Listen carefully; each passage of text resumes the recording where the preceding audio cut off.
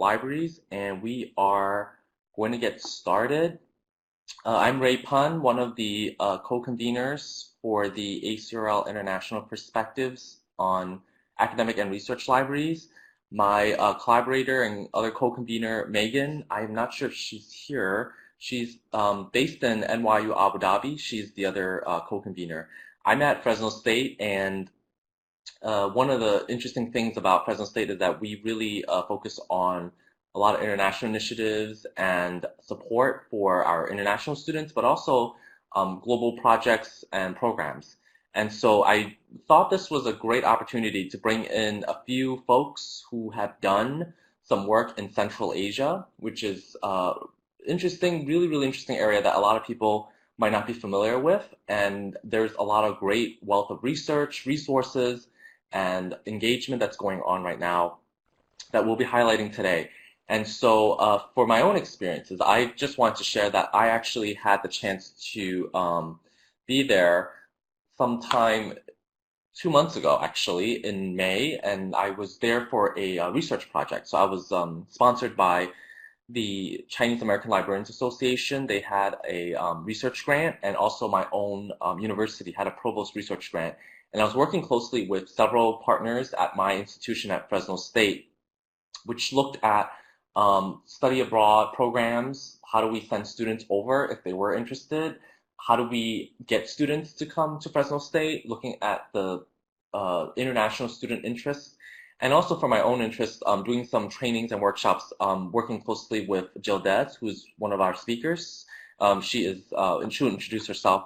But it was a great opportunity because Jyldyz and we presented, I think, 2 years ago at ALA, or 1 year ago, and we stayed connected, and it was nice to be able to visit Bishkek in Kyrgyzstan, where she works, and then have the opportunity to visit the other places, such as the one you see here on the right.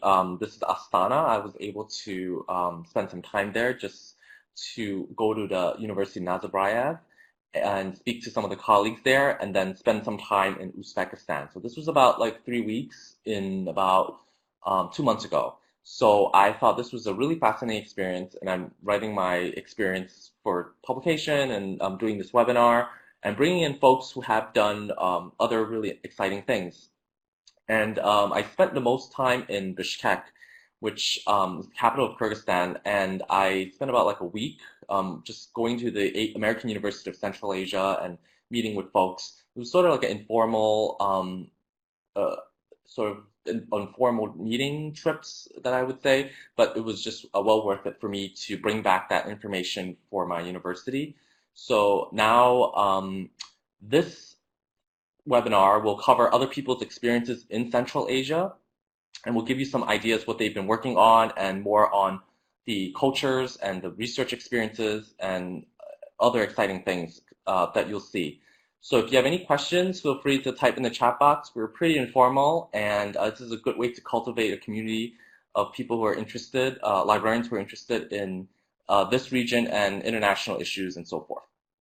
So I wanted to just give that introduction, and I have Celia here, so I'll let her explain her research and her background. Celia? Hi there. Can you hear me okay? Yep. Oh, I wanted to say, I don't think, because I'm sharing the screen, you have control over it. I'm sorry. You could just tell me. Okay, I might also be able to pull it up on my screen if you want. Oh, okay. You mean share with your screen? Yes. Okay, let's do that.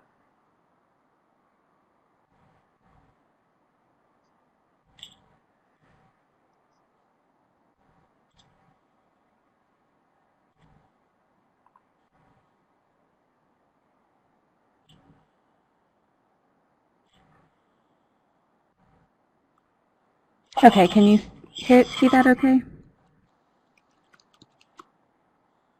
It's a little fuzzy. Maybe it's just me? No.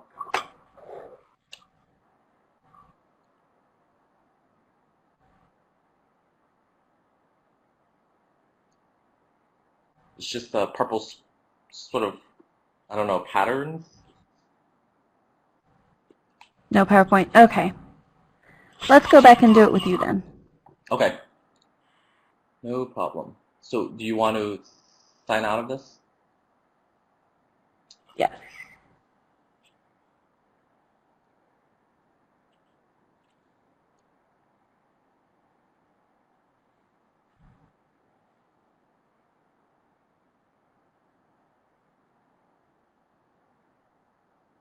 Okay. Let me just... Okay, you can go ahead and go to the next slide.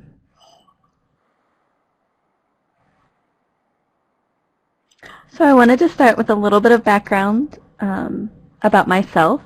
And I have a master's in cultural anthropology, which I actually used for ethnographic research in Central Asia before I became a librarian. And I was then hired as an academic librarian in Kazakhstan and worked there for 3 years.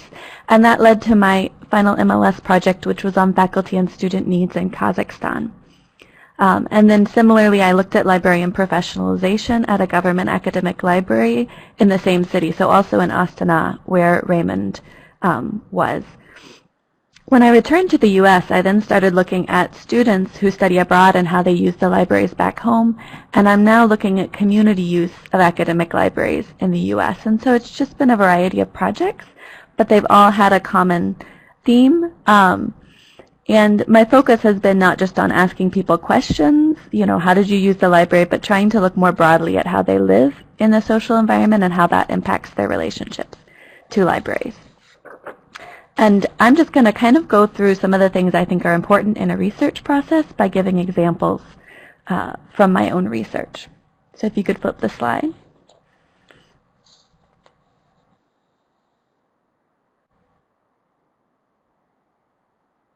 Okay, so my first research project was also at Nazarbayev University in Kazakhstan's capital city. I really wanted to know if faculty and students had the same experience with finding information as they do in North America. And the first thing that was really important for me when doing research was doing a thorough lit review. You can switch the slide.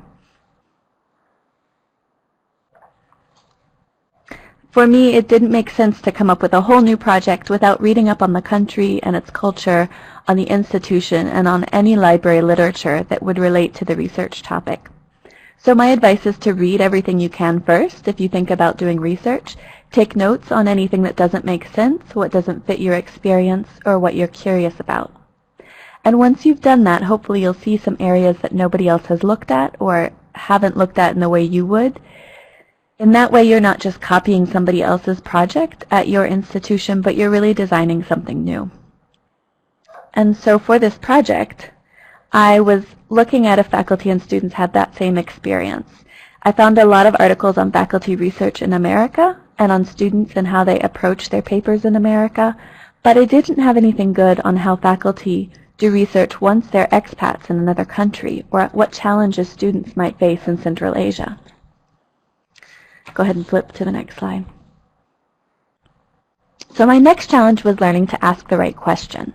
I found that it doesn't do much good to say, I'll look at faculty experiences in Kazakhstan.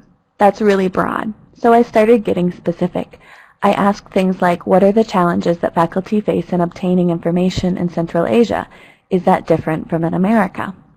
And so I'm working now with a specific group of people, expat faculty, a topic, the challenges of accessing information in a remote location, the time period of my research, and then that location at Nazarbayev University, which is a sort of Western university in Kazakhstan.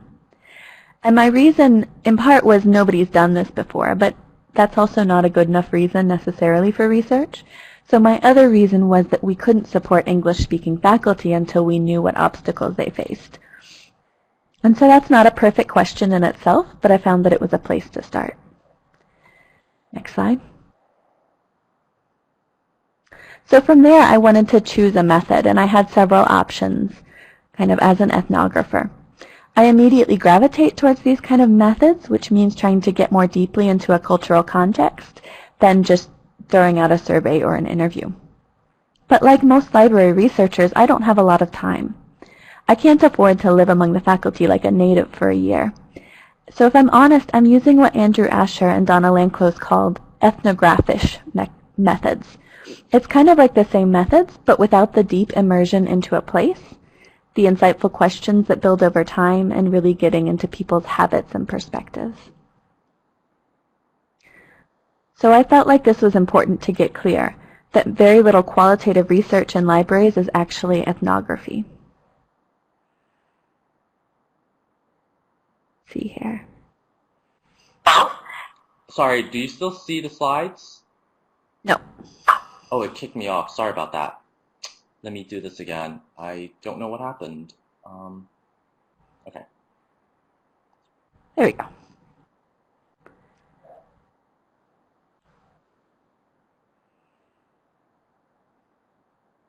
We can see you now. Okay. So if you can go one back. Okay. So I was working with ethnographic methods part-time within a few weeks or months, something that's a lot quicker. But I was still using some of these specific processes that you would call ethnography. And that can include observation in a setting, so just observing people in a library, doing focus groups, surveys. I don't think surveys are the best thing ever, but they can give you a broad range of perspectives that then allows you to narrow down. There's interviews, user diaries, I think can be very fun, having people actually write about, you know, how they do their research process as it's occurring, having them draw maps, having them take photos. So none of these things are perfect, but they all give us somewhat of a different perspective. Next slide. And the other major challenge I faced in Central Asia was recruitment. Obviously, first you're working with some sort of ethics review, an institutional review board that checks that what you're doing is appropriate. But from there, I found it was really important to work with gatekeepers, especially in the Central Asia context. So for my research on faculty and students, I went to the library director to ask for her support and to ask that I could interview the librarians. I also went to the head of the Social Sciences College to get his support. I knew that the project couldn't be successful without these key players, and it did help to have their support for spreading announcements about my interviews and making sure the project could be returned to the department in a way that was useful for them.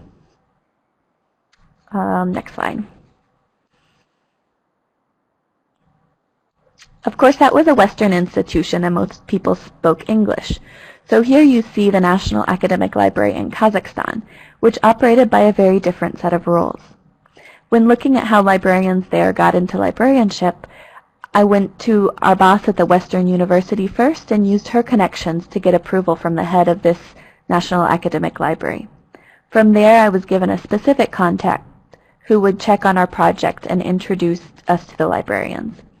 She persuaded the librarians there to work with us, helped distribute a questionnaire, and then she actually passed away, unfortunately, and that meant I didn't feel comfortable continuing the research past that point. So that was very hard, but it also spoke to how important it was to have support within the institution and a specific contact when you're working in the Central Asian context. Next slide.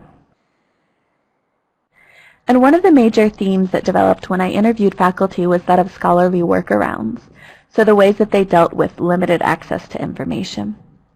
And here's a quote from Alex saying, "I sent this journal article out. It was hard to get a hold of this book I was told I needed. And the author himself passed through Astana and had a PDF of the book that he gave me. So he found that he couldn't get materials even at this good university.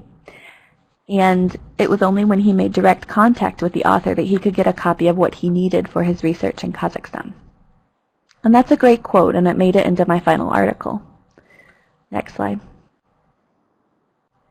But more broadly than just quoting, I looked for themes.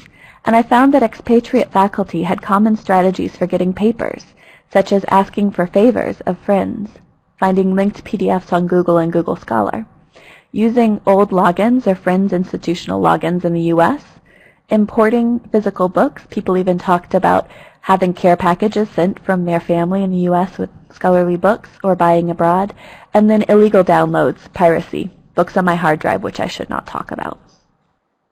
So that was really interesting for us, and as you know with Sci-Hub, it became a really important part of faculty talking about how they got the information they needed to do their research in a context in which they otherwise couldn't do that research. Next slide. Similarly, in my interviews with students in Kazakhstan, I looked at their research and how they thought about library research, and I found that most of it was very similar to American students. Here, Coralie has the basics, the need for a thesis statement, she's going to JSTOR, she's entering some keywords, but she ends up a little bit fuzzy on some of the other details, like how to evaluate an argument. Next slide. And here, Coralie describes trying to search online when the local library databases weren't working. But even when she finds articles on Google Scholar, she can't access them. And her perception is that it's because she's not a professor, can't afford to pay, or is at a university without access. So similarly to faculty, students responded by asking friends abroad, or going to Dubai to buy books, or asking their professors for help in getting a download of a book or an article they couldn't access locally. Next slide. So the biggest challenges that emerged was that of location. They weren't able to get access. There was a lack of reliable local sources that they considered unbiased, and lack of published information often about some of these countries. And I found that this was a systemic issue. It wasn't the fault of Nazarbayev University, what I called Atanakian University in my publications. And it wasn't necessarily the fault of Kazakhstan, which was trying to sign national licenses with major academic publishers. It was showing kind of the weakness of the whole academic system of expensive publishers, of faculty who publish closed access, or of transportation of books to remote locations. And things like piracy or using others' logins became a way to work around an international system of scholarly communication that wasn't working. Next slide. And lest I end on a negative note, there were also very positive aspects of doing research in Central Asia. Both faculty and students commented on how valuable it was to have access to primary sources, to local books, and to archives that you couldn't access from America or Europe. They found that local libraries had much more on post-Soviet topics than many other universities, and they found that doing research in Central Asia meant they could easily get to an archive or interview local people in a way that would be hard for professors and students in another region of the world. So doing these types of interviews gave me a very unique perspective on the research challenges that people face in Kazakhstan, and I don't think I could have gotten there without being able to spend several months there interviewing people in person. Next slide. So to sum it up, this was my research process for doing research in Central Asia. Literature review was hard in that area because there's not as much research, but that's also what I found meaningful. I found it important to ask good questions. Getting permissions and a local sponsor was critical in Central Asia. I don't think I could have gotten anywhere without it. And then interviewing or observing people, which takes time and relationship building, especially in Central Asia. And then finally analyzing what I found and sharing the results. And I found that sharing the results was important not just in my home country, but in a way that could help librarians and researchers in Central Asia. We have an opportunity to advocate for better resources and more supportive librarians when we do research in these countries, and I think it's very important to do that. So thank you.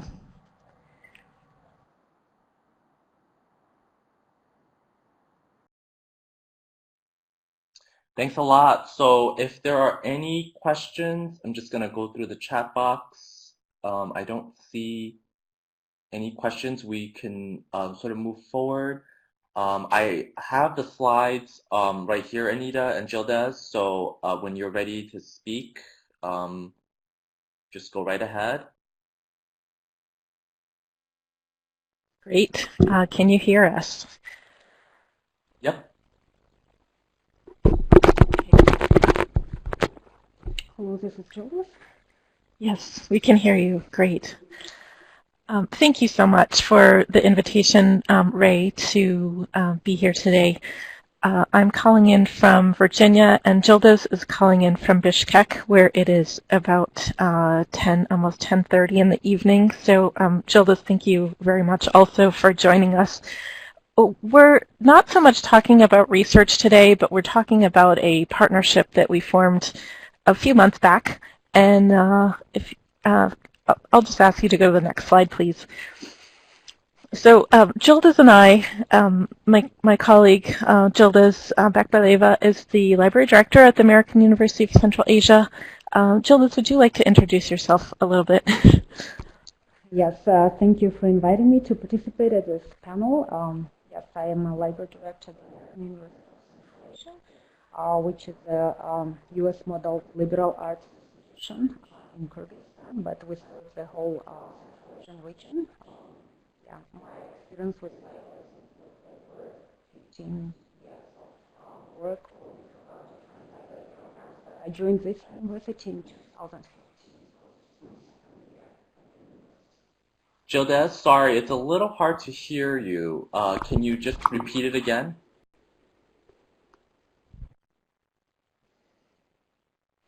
Here? Hello?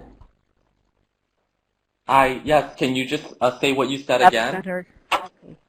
Yes, this is Jyldyz Bekbalaeva from the American University of Central Asia, where I work as a library director since 2015.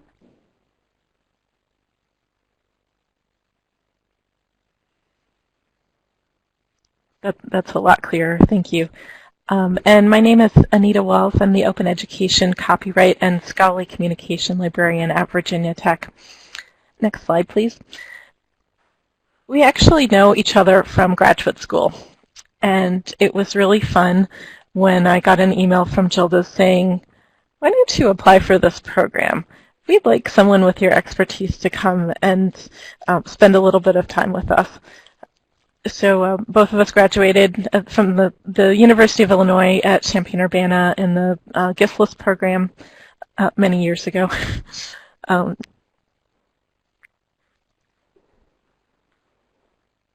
And Jyldyz, please feel free to jump in whenever you like. I was next slide. to get a scholarship from the U.S. State Department where to pursue my degree in library science as a master.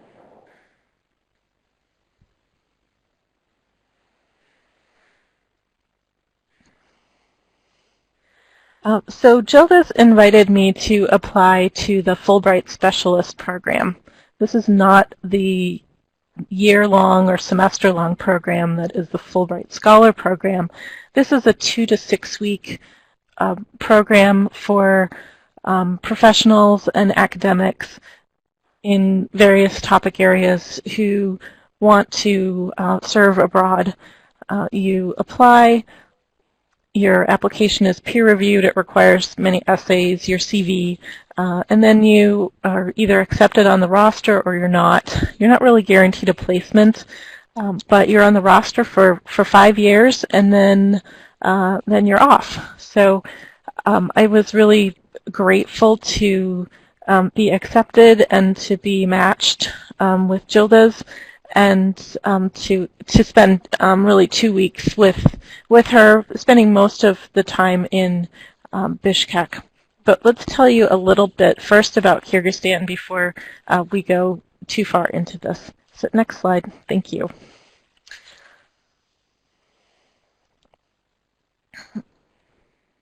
We met up most recently in Bishkek, Kyrgyzstan. It's a country of about 6 million in Central Asia.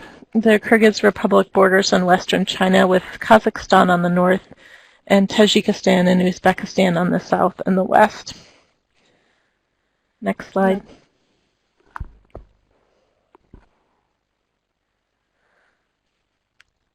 It was a wonderful trip. On one of the weekends while I was there, I had the pleasure of going with Jyldyz and her family to see this 11th century historical minaret. Kyrgyzstan has a long history. It's been the home to many cultures due to its location and its proximity to the Silk Road. Next slide. It's known for its hospitality. The food was wonderful. Next slide. And it's known for its nomadic culture. Jyldyz, would you like to talk a little bit about this? Yes, Kyrgyz people used to be nomads, so just moving from one place to another, that impacts a lot of our current culture.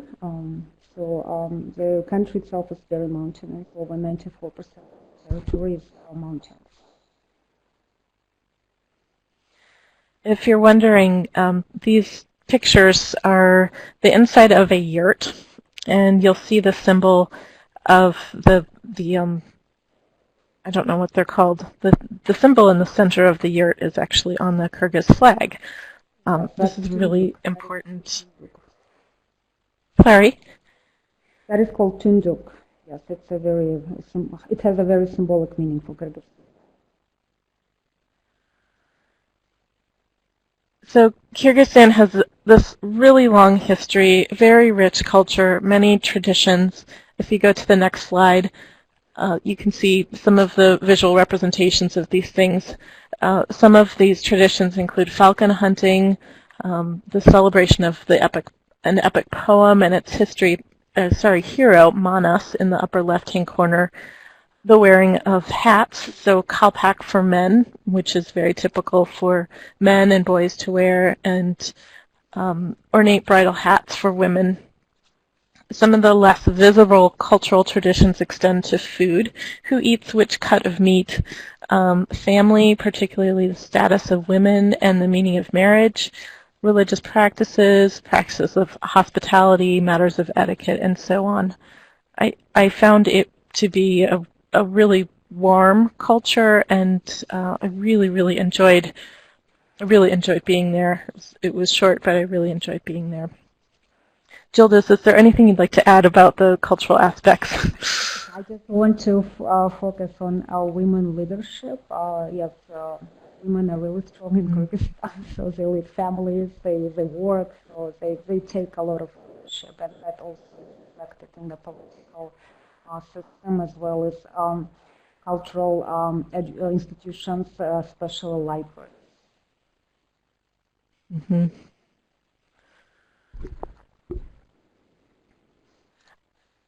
So next slide.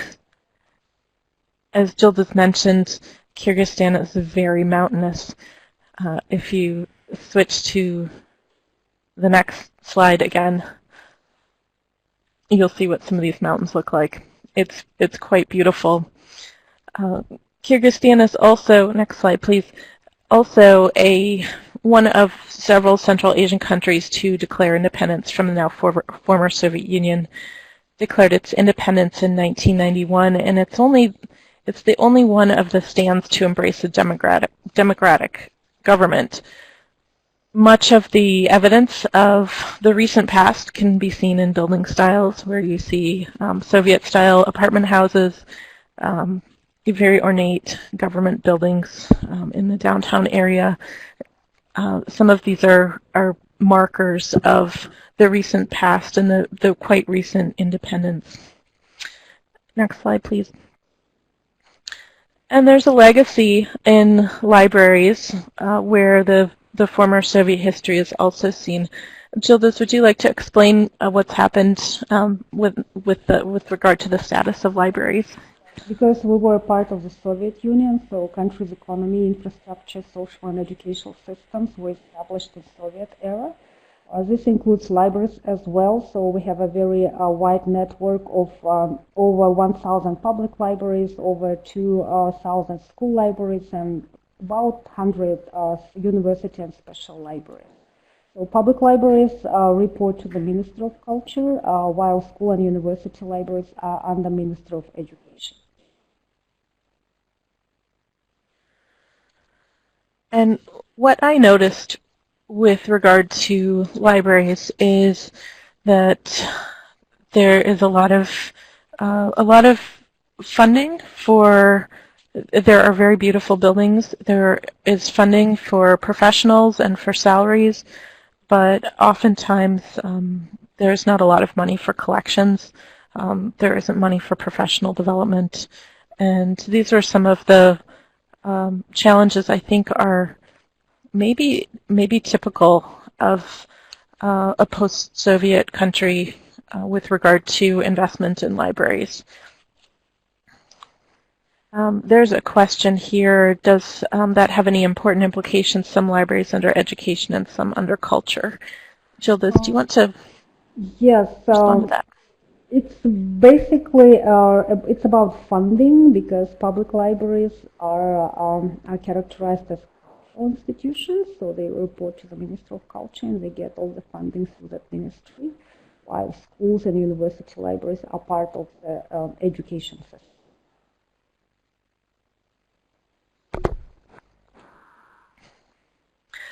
Go ahead with the next slide, please.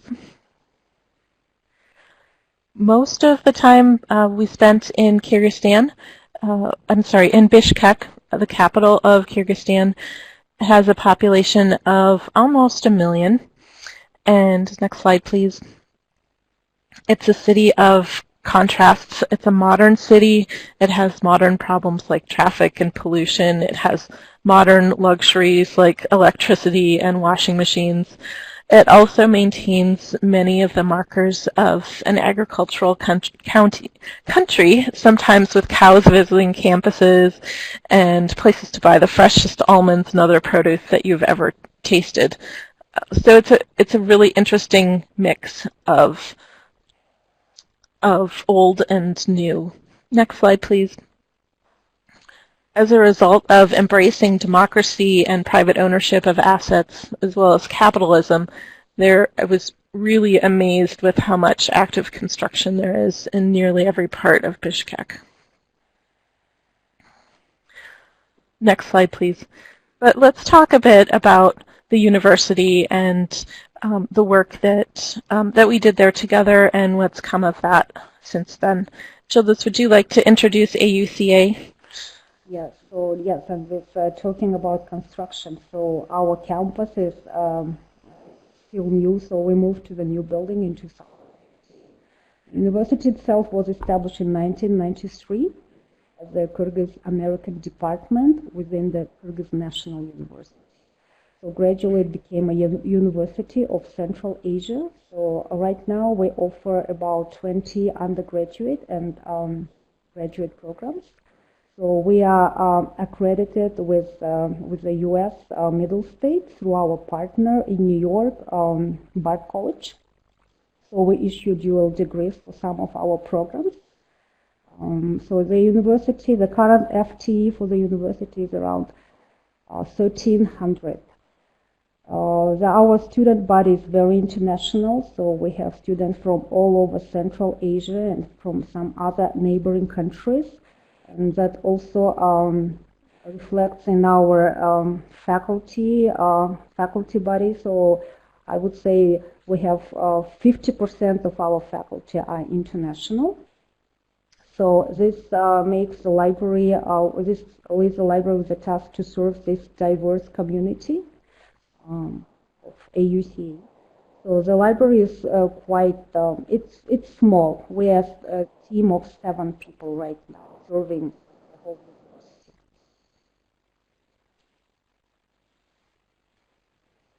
You want to move to Okay, that? thank you. Oh, yeah.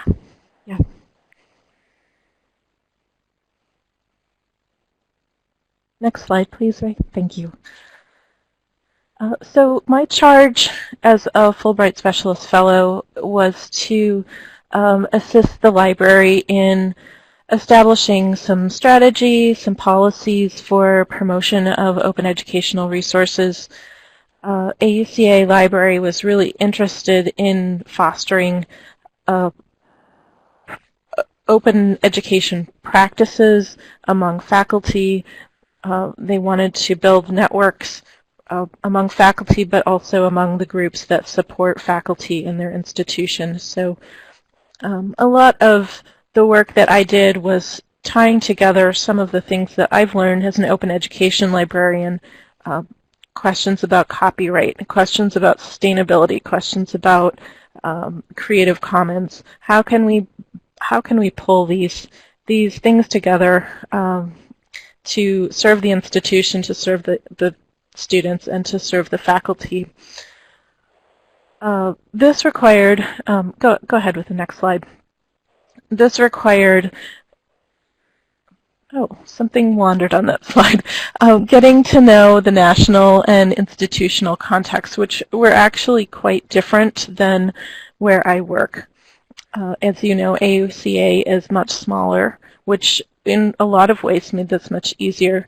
However, AUCA in the Kyrgyz Republic is subject to some really interesting laws that require each educational institution to provide textbooks for or learning materials for their students, not just at the K-12 level, but at the university and graduate level. So the center picture you see on this slide shows the textbook storage room and the hours for that particular service. So the university has a vested interest in really trying to keep their costs low and to comply with the laws that they are required to follow. For listeners in Kyrgyzstan, this puts a tremendous amount of pressure on educational institutions. And so open educational resources that are licensed with Creative Commons licenses or are available in the public domain, represent a step that could be a lot more sustainable for institutions.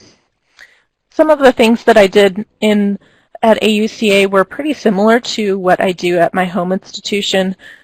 I did a few lectures on open access and citations, avoiding plagiarism. You can go on with the next slide, please. I spoke in English to an English language learner audience at the American Corners program at Balanova Library in downtown Bishkek. This lecture was primarily about finding free online learning resources, and it was interesting to hear what students' concerns were, what they wanted to know. And Jyldyz, I believe you wanted to add something about the Library Association and American Corners.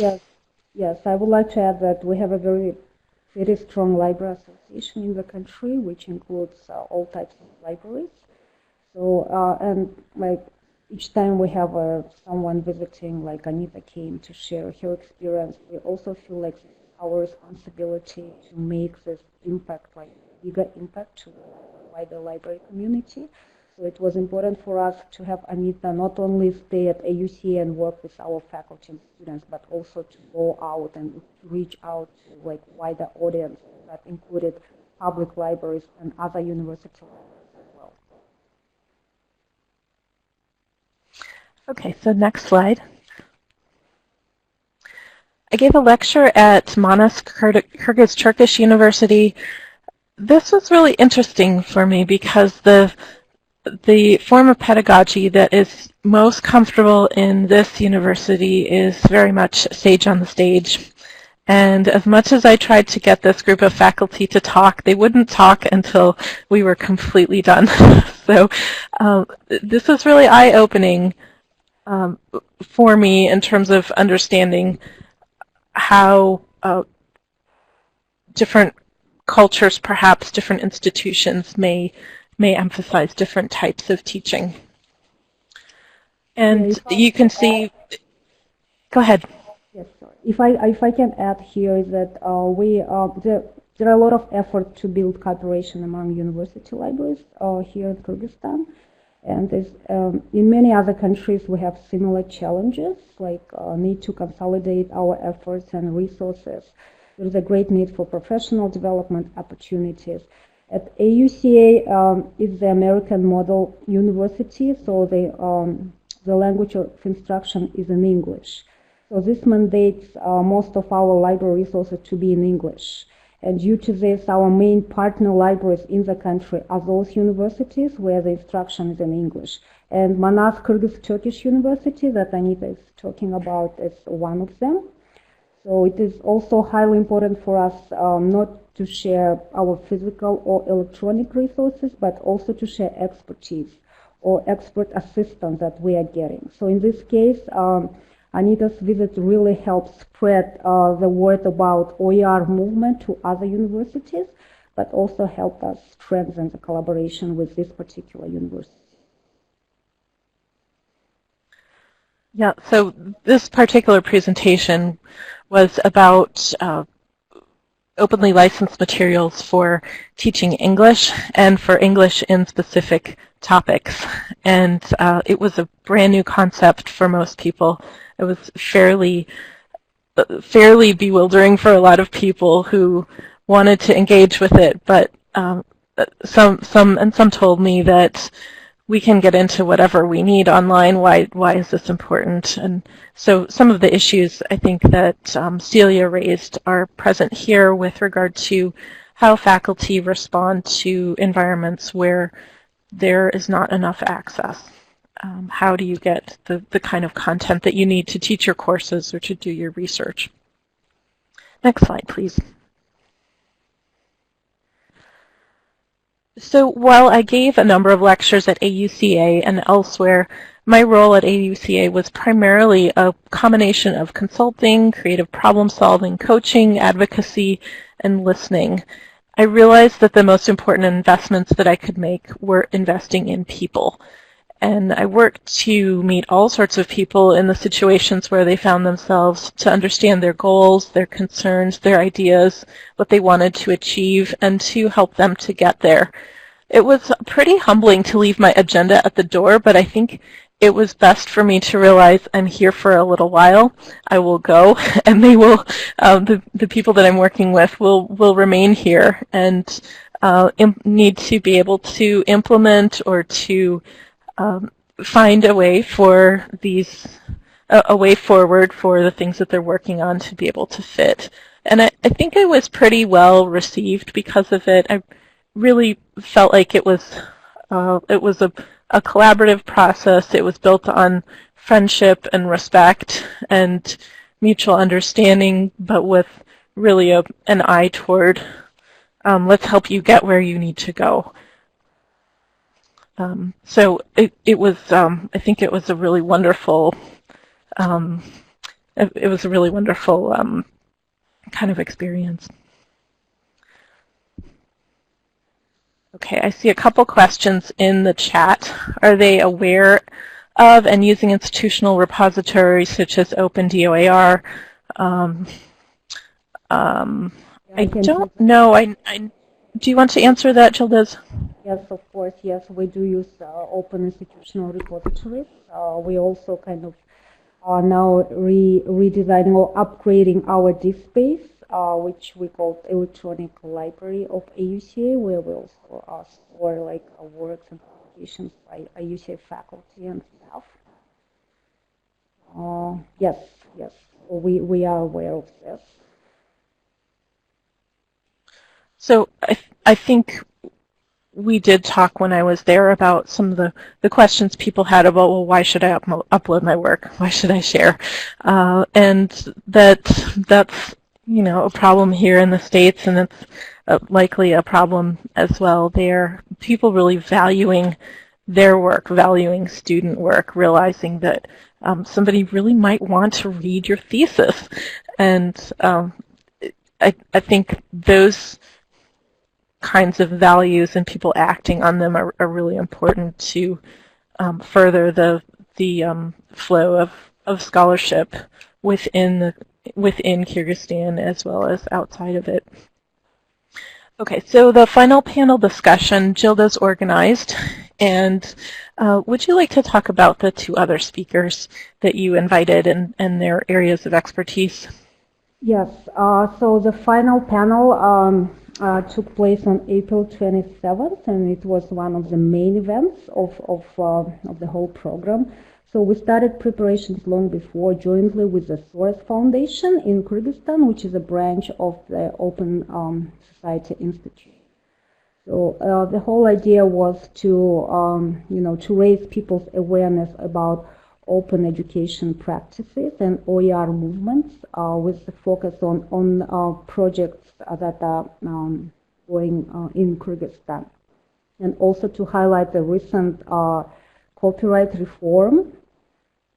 And we also wanted Anita to share like the US experience in OER. So talking about panels, we had 3 panels, panelists. So one of them, Bekbalaeva, she's the manager of information program from the Soros Foundation. And Soros Foundation is one of the main supporters of OER movement in the country right now. So they are working with the Ministry of Education very closely to implement several projects, and one of them, for example, is subsidizing the development of open textbooks for schools, for K-12, or supporting projects on making educational materials available under open licenses. Another speaker was a professor of law department of AUCA, Ayşulu Chubarova. She is also a very good lawyer, and she was also one of the authors of the draft of the amendments to the copyright law that were adopted in March 2017. So, as you could probably guess, copyright law is different than in the U.S., in Kyrgyzstan. There are similarities, of course.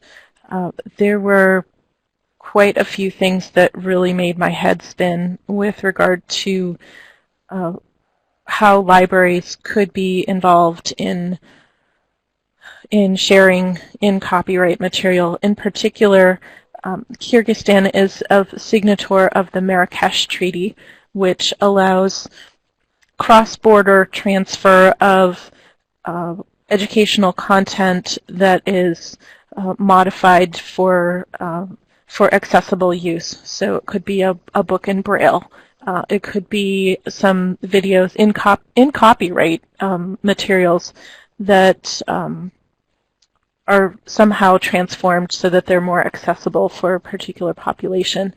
And as a signator to this, libraries have a really unique role, or will have a really unique role, in being stewards of the access of this type of material. So this was a really good learning experience, I think, for the three of us to hear about what Soros is doing at the K-12, at the school level, what kinds of difficulties schools are facing with regard to access to learning materials. Many textbooks are from the post-Soviet, or from the Soviet era. There aren't enough of them. The ideology in the textbooks doesn't fit anymore. And schools are really struggling to have enough instructional material for their students. And so the work that Soros is doing is very valuable for faculty and students at lower grade levels.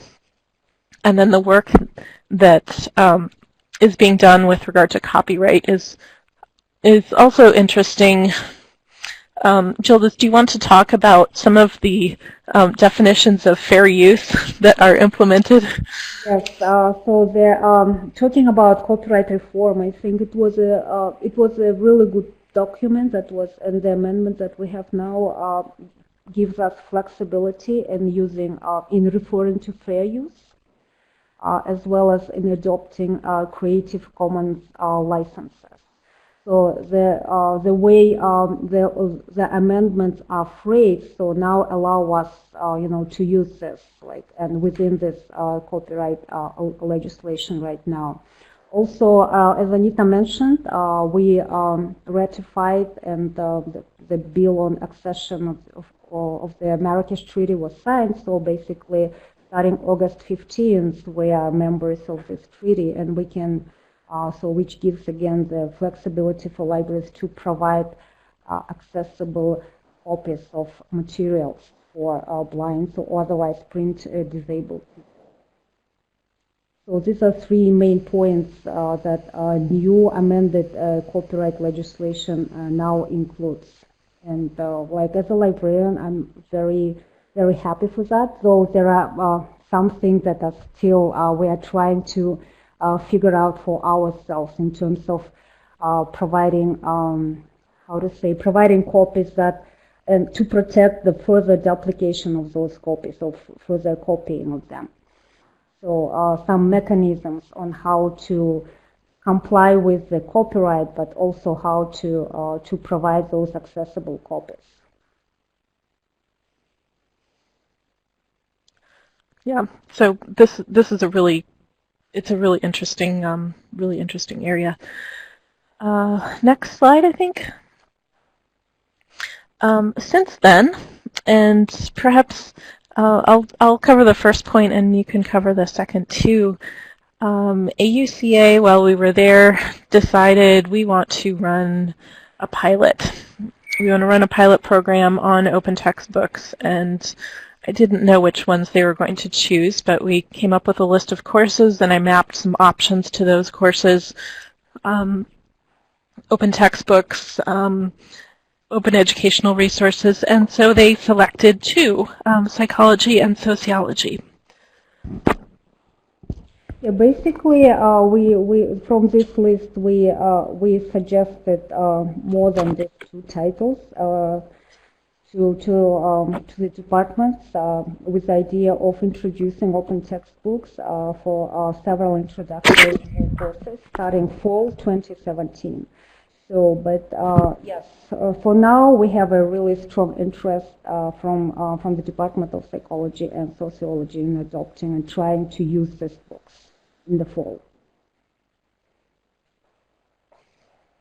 So another outcome of the program is really people's interest and active participation in further activities. Recently in July, Soros Foundation, together with the Library Association and University of Central Asia, organized Open Education Resources Summer Camp in Narin, which is a northern region of Kyrgyzstan. So over 80 people came together, gathered on that campus of University of Central Asia to talk about OER and open education practices, to talk about Creative Commons licenses, Wikipedia, to discuss copyright issues. And I'm very happy that two of AUCA library staff members were able to participate in that camp and also to present and talk about open source technology, open source software that can be used in order to develop open education resources. Do you also want to mention something about the Facebook group? Excuse me.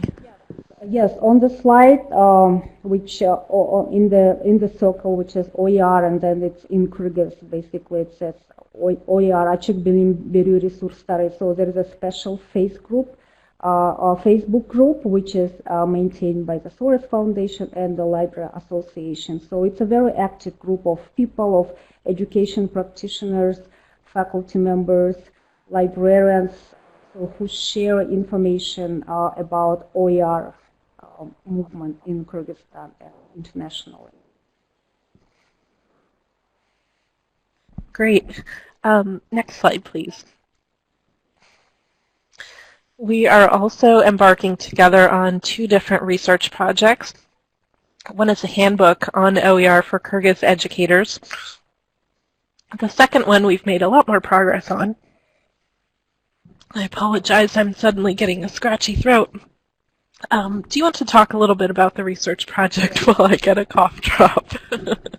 Yeah, while here we discussed what we can do further, and we identified several areas where we can cooperate. So one of them was the need to identify the level of awareness about OER in Kyrgyzstan. So we right now we just finished the survey that we are going to distribute among universities and libraries in Kyrgyzstan. So the idea is to identify current curriculum pedagogical practices among faculty members. So we are asking about different questions that will help us identify the level of awareness about OER. So we also found out that there is a lot of confusion about in understanding of copyright, because people oftentimes they mix copyright law and Creative Commons licenses and open licenses. So we want to identify the level of awareness about the country's copyright law. And then one of the important questions for us is to see whether people really consider the libraries as librarians as people who can be helpful in teaching people about OER and about copyright. So this is a project that we are going to launch. Yes, Anita, go ahead, please. Yeah, you're fine. And part of this really is to set a baseline and to be able to show this is where Kyrgyzstan is. Maybe you want to go here, and this document would be a way for basically to get resources, to get funding, to work more on these types of issues. Exactly what that looks like is to be seen. I think especially in the area of open education, getting a handle on how do people teach. Open education goes beyond Creative Commons and OER.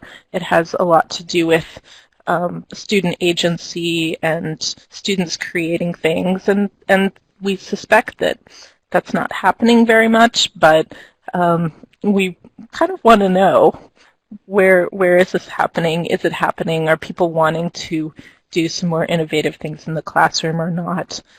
So some of that is traditional, as in at the Turkish university, but some of it pertains to or has to do with just whether faculty are getting, whether it's socially acceptable and if they're getting the kind of professional development that they need and what could be done about that. So that project will launch this month. The survey is done, and we're really excited to see what will come of that. Next slide. And that is all that we have, but we're happy to answer any questions. And Jyldyz, please feel free to add anything else you think that's important that I may have missed. Yeah, I just want to mention that this was a really great program. I'm very grateful to have this opportunity. Fulbright is one of the flagship exchange programs by the U.S. government. So the program, since we gained the independence in 1991, so the program has brought a number of scholars, researchers, and specialists from different areas to Kyrgyzstan. And this really helps us strengthen the country's educational system.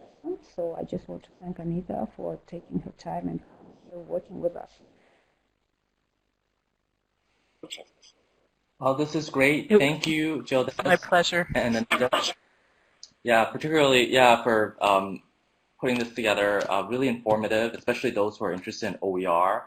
Such a really great area. And I want to thank Celia as well for her presentation. Really interesting research projects. So, of course, you're welcome to contact the speakers if you have any questions. We are wrapping up, and I did possibly maybe answer one or two questions. Melanie had said, what are they doing? This is about the Eiffel, so I guess someone wants to respond to that. Yes, I can take this question. Eiffel is very active in the region, and the Kyrgyzstan's Library Association is a member of the association. So there are several topic areas where we work with them, and one of them is open access. So they basically, we can ask for their expert help for consultations in, working out open access policies at academic libraries. Thank you, Jyldyz. And thank you to ACRL for sponsoring this, and all of you for attending. So for those who are wondering, we are doing probably another session. I have to talk to Megan. I have 2 Korean academic librarian friends based in Seoul that are interested in speaking about their projects. So stay tuned for that, and have a great day, have a great week, and take care. Thank you. Thank you so much for coming. Thank you, Ray. Thank you, Jyldyz. Yes, thank you, Jyldyz.